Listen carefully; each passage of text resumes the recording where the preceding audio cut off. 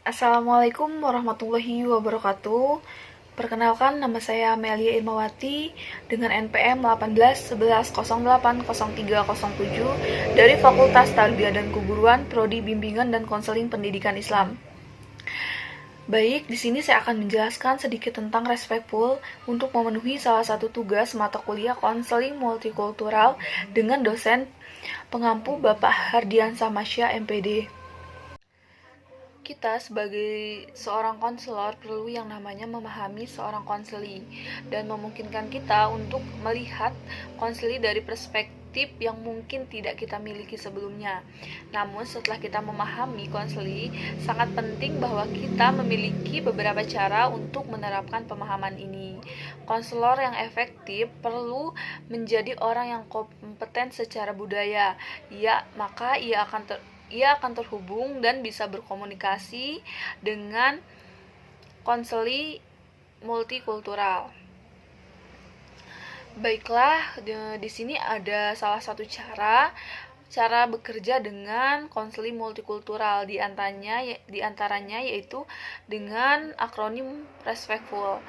Jadi model konseling Respectful ini menyoroti 10 faktor dan mempertimbangkan konselor dalam menangani konseli multikultural, yaitu yang pertama, religius atau spiritual.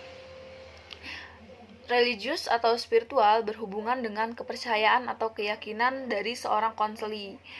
Yang kedua yaitu economic class background atau latar belakang kelas ekonomi. Karena kelas ekonomi seseorang sangat berbeda-beda, maka dari itu perlunya konselor memahami dari segi ekonomi class background.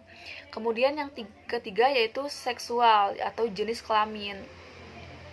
Karena kita harus bisa membedakan ketika kita sedang berbicara dengan perempuan atau berbicara dengan laki-laki.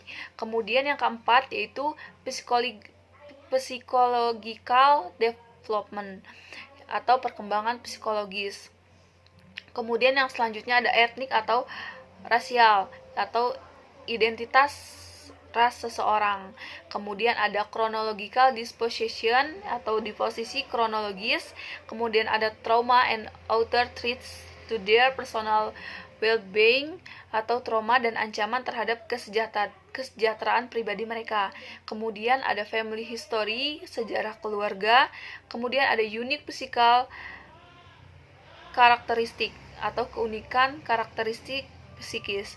Kemudian yang terakhir ada language and location of resident which may affect the helping process, yaitu bahasa dan lokasi tempat tinggal seorang konseli.